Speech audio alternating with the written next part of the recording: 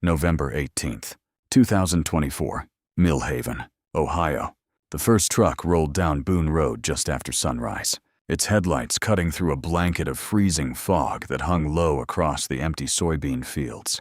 Frost covered the fence posts. The ponds beside the highway had turned to dull gray ice overnight. Somewhere in the distance, a train horn echoed across the valley, while another Ohio winter settled over the town. The truck backed slowly toward Walter Boone's barn.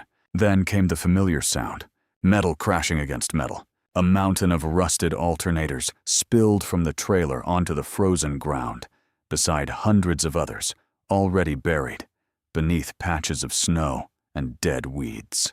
The driver climbed out, signed a clipboard, and glanced toward Walter standing near the fence line in his old brown canvas coat. "You know," the driver muttered. "Most folks would have hauled this stuff to scrap years ago." Walter looked toward the pile without moving. "Most folks don't look very close," he said quietly. The driver laughed softly and climbed back into the cab.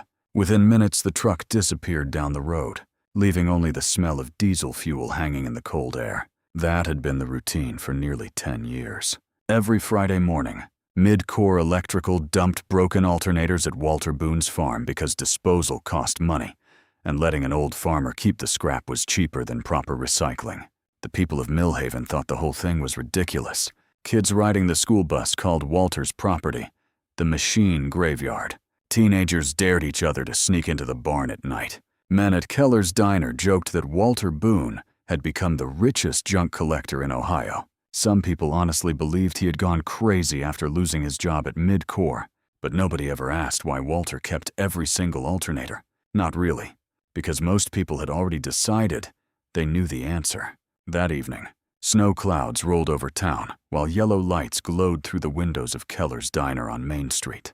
The place smelled like burnt coffee, grease, and wet winter jackets. Factory workers crowded the booths, talking about Mid-Core's new overseas expansion, while old country music hummed softly from a radio near the kitchen. Walter sat alone near the window with a cup of black coffee warming his hands. Then Darren Cole walked in. People noticed Darren the moment he entered a room. He was young for a plant engineer, sharp haircut, expensive watch, clean boots polished enough to reflect the diner lights. Mid-Core loved putting him in front of cameras because he sounded like the future every time he spoke. Automation, modernization, efficiency. Those were Darren's favorite words. He spotted Walter almost immediately and grinned. "Well," he said loudly while removing his gloves, "if it isn't Walter Boone himself." Several men turned toward the window booth. Darren walked closer, smiling the way people do when they already know the room is on their side. "I heard Mid-Core dumped another truckload out at your place this morning," he said. "At this point, you're probably storing half the dead machines in Ohio." A few men laughed. Walter said nothing. Darren leaned against the counter. "You know why those alternators get thrown away," he continued. "Because they're obsolete. Technology moves on. That's how the world works." More laughter spread through the diner. One man near the register shouted, "Maybe Walter's building himself a spaceship out there." The room erupted. Walter slowly lowered his coffee cup. Outside the window, snow had started falling beneath the streetlights. Darren shook his head dramatically. "I swear," he said, "Walter Boone is probably the last man in America who still believes rusty machines matter." That line hit hardest. Even Betty Keller behind the counter smiled into the coffee pot. Walter finally looked up. His face stayed calm, but tired. "Some things get thrown away too early," he said quietly. Darren smirked. "Yeah, like what?" Walter held his eyes for a moment. "People." The diner fell silent for half a second. Not because the line sounded clever, because it sounded true. Walter stood slowly, pulled on his gloves, and placed exact change beside the coffee cup. No anger, no speech, no argument. As he walked toward the door, Darren laughed again behind him. But before winter ended, every person inside Keller's Diner would remember that moment differently, because this story was never really about alternators. Not completely. It was about a town that forgot the difference between old and useless. Walter Boone learned that difference from his father long before Darren Cole was ever born. Back in 1968, the Boone property looked different. The barn still carried fresh red paint. Then, cornfields stretched clean across the eastern hill, and behind the farmhouse sat a small workshop where Walter's father, Henry, repaired electrical systems late into the night for Midcore during the company's glory years. Walter practically grew up inside that workshop. He remembered the smell more than anything. Hot oil, steel dust, warm copper coils hanging beside wooden shelves. Winter nights, where snow tapped softly against the windows, while yellow light spilled across the floorboards. Henry Boone believed machines deserved respect, not because they were expensive, because they were built by human hands.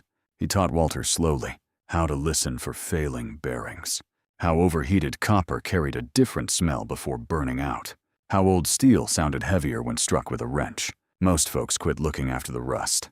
Henry used to say, that's why they miss the good parts underneath. Walter never forgot those words. By 19, he was already working beside his father at Midcore, and back then, Midcore meant something in Millhaven. The company built heavy-duty electrical systems for farms, grain elevators, factories, and military equipment. Their machines survived blizzards, floods, overloaded systems, and decades of punishment. People trusted the name. Then the investors arrived. At first, the changes seemed small. Cheaper materials, faster production lines, new executives from cities nobody in Millhaven had ever visited. But old workers noticed the differences quickly. Copper windings became thinner. Steel cores became cheaper. Machines that once lasted 30 years suddenly struggled after 10. Henry Boone hated it immediately. So they can sell replacements faster, he muttered one night at the dinner table. Walter understood exactly what he meant. But management no longer cared what mechanics thought. By 2007, Walter had become one of Midcore's most experienced maintenance specialists. He rarely spoke during meetings, but when machines failed during winter overloads, supervisors usually ended up calling him anyway. Then Midcore introduced a cheaper imported alternator line. Walter warned management the systems would fail under heavy cold weather loads. Nobody listened. Months later, dozens burned out during a January freeze. Corporate blamed installation crews instead. Walter finally lost patience during one meeting with executives and consultants. "You're building weaker machines," he said flatly. The room went quiet. One consultant smiled politely before answering.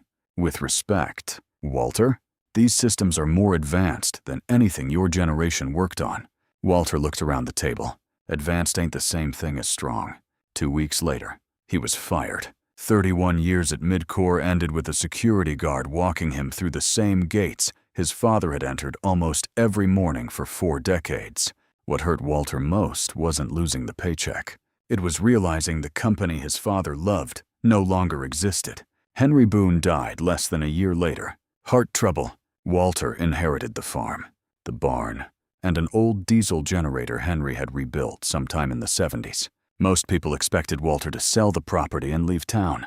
Instead, the trucks started arriving, one load after another, every Friday morning for nearly 10 years. And while the people of Millhaven laughed about the junkyard farmer, lights still glowed late inside Walter Boone's barn long after midnight. Because Walter wasn't collecting scrap. He was searching for something Midcore had forgotten a long time ago. And one freezing night in 2019, he finally found it. Walter found the first HX-87 unit on a freezing night in January of 2019. Snow hammered against the barn roof, while wind pushed cold air through the cracks in the wooden walls. The old fluorescent lights above his workbench flickered weakly as he cut apart another alternator casing that Midcore had dumped earlier that week. At first, it looked no different from the others. Rust along the outer shell, burn marks near the vents, bent mounting brackets. But when Walter pulled the rotor free, he stopped moving completely. The copper inside was heavier, darker, old-growth copper, not the thin imported wire Midcore used now. Walter slowly turned the housing over in his hands until he noticed a faded stamp beneath the grime. HX-87. He stared at it for a long time, because he had seen that code once before, nearly 40 years earlier, inside his father's workshop. Walter walked toward an old filing cabinet in the corner of the barn and opened the bottom drawer. Beneath stacks of yellowed invoices and rusted tools sat a thin notebook wrapped in cloth. Henry Boone's notebook. Walter flipped through pages covered in handwritten diagrams, voltage notes, and rough engineering sketches until he found it. HX-87, prototype emergency load alternator. cold-resistant military backup system. Walter sat down heavily in the chair. For years, he had believed those machines were mostly rumors, experimental systems. Mid-Corps helped develop during the late stages of the Cold War for emergency infrastructure that could survive grid collapse, deep freezes, and even electromagnetic damage. But the project had supposedly been canceled because the units cost too much to produce, which explained why almost nobody remembered them. And it explained something else too. Mid-Corps didn't even realize what they had been throwing away for the last decade. Walter looked back toward the mountain of rusted alternators stacked across the barn. Then he started searching. Night after night, week after week. The people of Millhaven thought the old farmer spent his evenings hoarding junk while listening to the radio. What they didn't know was that Walter had begun quietly separating every HX-87 unit he could find. There were more than he expected, dozens at first, then hundreds, some damaged beyond repair, others nearly untouched beneath years of dirt and corrosion. And slowly, something began taking shape inside the barn. Walter rebuilt the rotors by hand, rewound copper coils himself, machined replacement brackets using his father's old lathe. Some nights, he worked until sunrise, with snow blowing under the barn doors, while old country songs crackled softly through a dusty radio in the corner. He never told anyone, not because he was hiding from the town, because he knew nobody would understand. Meanwhile, Mid-Corps continued changing. By 2021, half the original workers were gone. Automation replaced machine crews. Older mechanics retired early or moved away. Empty storefronts spread across Main Street, while Darren Cole became one of the company's public faces. He appeared in local newspaper interviews, talking about the future of American manufacturing. Every time Walter saw Darren on television, he noticed the same thing. The man talked about efficiency constantly, but never durability. There's a difference between those two things, and that difference was about to matter more than anyone realized. By late 2023, Mid-Corps officially announced plans to move most of its heavy electrical production to a massive facility outside Monterrey, Mexico. The town took it like a punch to the chest. 300 jobs disappeared almost overnight. Families who had lived in Millhaven for generations suddenly packed moving trucks in silence. Houses went up for sale. Farms fell behind on loans. The diner became quieter every month. But Darren Cole kept smiling during interviews. This transition represents progress. He told reporters, modern systems are lighter, smarter, and more cost-effective than anything built in previous decades. Walter heard that interview while rebuilding another HX-87 Stator late one night. He shut the radio off halfway through, because somewhere deep inside him, something old and stubborn was beginning to worry. Not about himself, about the town, about what would happen if those new systems ever faced a real winter. And then winter came harder than anyone expected. January 2025 arrived with the coldest temperatures Ohio had seen in nearly 30 years. Snow buried roads. Ice snapped tree limbs across the county. The wind alone sounded dangerous at night. At first, people assumed the outages would pass quickly.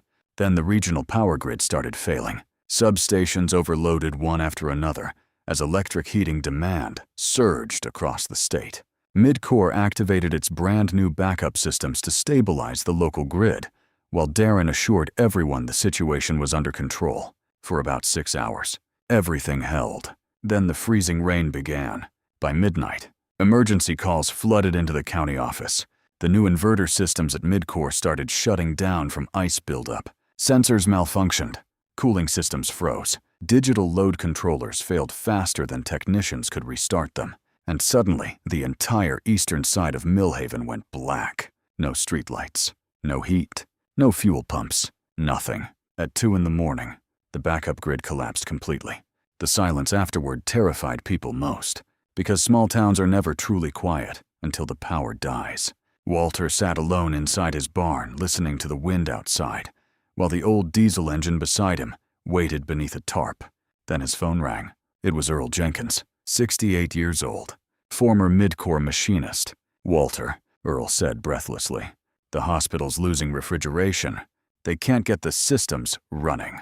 Walter closed his eyes for a moment, because deep down, he already knew why. The new systems were smarter, faster, cheaper, but they were fragile, and fragile things break hardest in winter. An hour later, headlights appeared outside the barn. Then more. Pickup trucks rolled through the snow carrying factory workers, police officers, farmers, and eventually Darren Cole himself. Walter opened the barn doors slowly. The crowd froze where they stood, because the inside of the barn no longer looked like a junkyard. Hundreds of rebuilt alternators lined the walls, connected through massive handmade belt systems, stretching beneath the rafters. Thick copper wiring ran across wooden beams. Old gauges glowed softly above steel control panels. Walter had built himself from salvaged parts. At the center sat Henry Boone's old diesel engine from 1972. Silent. Waiting. Nobody spoke at first. Even Darren looked stunned. "What is this?" someone whispered. Walter stepped past them toward the engine. "For 10 years, he said quietly. Midcore kept throwing away the strongest machines they ever built. Snow blew through the open barn doors behind him, while the crowd stared in disbelief. Then Walter pulled the tarp from the diesel engine, and what happened next became the story Millhaven would tell for the next 20 years. Walter stood beside the roaring diesel engine, while the entire barn trembled around him. The deep mechanical hum echoed through the wooden beams overhead as hundreds of rebuilt alternators spun together for the first time in years. Thick belts slapped rhythmically through the cold air, while old gauges flickered beneath dim yellow lights. Nobody inside the barn spoke. The people of Millhaven simply stared. For 10 years, they had laughed at the piles of rust behind Walter Boone's farm. They had called him stubborn, old-fashioned, crazy. And now those same machines were doing what Midcore's multi-million-dollar systems could not, keeping the town alive. Walter moved slowly between the control panels, adjusting switches and watching voltage levels rise across the meters. Snow blew through the open barn doors behind the crowd, but nobody seemed to notice the cold anymore. Then it happened. Somewhere outside, down near Main Street, a row of streetlights suddenly flickered back to life. A woman near the entrance gasped. Another light came on near Keller's diner, then the grain elevator, then the church. One by one, warm yellow light slowly returned across Millhaven beneath the falling snow. The crowd inside the barn erupted into stunned voices. "Oh my God, no way. You seeing this?" Some people laughed in disbelief. Others simply stood there frozen with tears in their eyes. Old Earl Jenkins removed his hat slowly while staring at the machines overhead. Darren Cole didn't say a word. For the first time since anyone in town had met him, the young engineer looked completely lost. He turned slowly toward the endless rows of restored alternators mounted along the walls and ceiling. "What is all this?" he asked quietly. Walter wiped grease from his hands with an old rag. "The strongest systems Midcore ever built," he answered. "Your company just forgot what they were." Earl stepped closer to one of the restored units near the far wall. He brushed his fingers across faded lettering barely visible beneath the cleaned steel casing. Then his face changed completely. "Henry Boone," he whispered. Several older workers moved beside him immediately. "Prototype Division, 1987. The room went silent again. One former factory mechanic shook his head slowly. "I remember these units," he muttered. "Cold weather emergency systems. Military-grade load handling. Midcore killed the project because they cost too much to manufacture." Walter nodded once. "My father helped design them." That sentence hit the room harder than the engine noise. Suddenly everything made sense. Walter hadn't spent 10 years collecting junk. He had spent 10 years preserving something valuable the company was too arrogant to recognize. The machines Midcore threw away were stronger than the modern systems replacing them, and the old farmer everyone mocked understood that long before the storm came. Outside, snow continued falling quietly over Millhaven, while electricity flowed once again through homes, barns, gas stations, and small businesses across town. Children woke up to heaters running again. Hospital refrigerators hummed back to life. Farmers heard water pumps restarting inside frozen barns. And all of it came from a machine graveyard people once laughed at every single week. What happened after that winter changed Millhaven in ways nobody expected. Midcore's overseas expansion began struggling almost immediately. Reports surfaced about equipment failures and rising repair costs tied to the company's cheaper modern systems. Executives stopped appearing in local newspapers. Investors quietly backed away. Darren Cole disappeared from public interviews not long after the blackout. But Walter Boone's barn became busier than it had been in decades. Former factory workers started showing up on weekends, asking if they could help rebuild old equipment. Young mechanics drove from neighboring counties, hoping to learn how the older systems worked. Farmers stopped throwing machines away so quickly. For the first time in years, people around Millhaven started repairing things again, instead of replacing them. And Walter never acted proud about any of it. He still wore the same old coat, still drank coffee quietly at Keller's diner some mornings, still spoke less than everyone around him. One afternoon the following autumn, Darren Cole finally returned to the farm alone. No expensive jacket this time, no polished boots. He stood awkwardly near the barn entrance, while Walter worked at a bench repairing another alternator housing. For a long moment, neither man spoke. Then Darren finally said, "I was wrong about you." Walter kept tightening bolts without looking up. "No," he said calmly. "You were wrong about the machines." Darren lowered his eyes. Walter finally looked toward him. "Thing about old systems," he continued quietly, "is they were built by people who expected winters to be hard. The wind moved softly through the open barn doors, while the rebuilt generators hummed steadily in the background. And maybe that was the part people remembered most about Walter Boone. Not that he proved everyone wrong, but that after all the laughter, all the humiliation, and all the years people treated him like a fool, he still chose to keep the lights on for them anyway.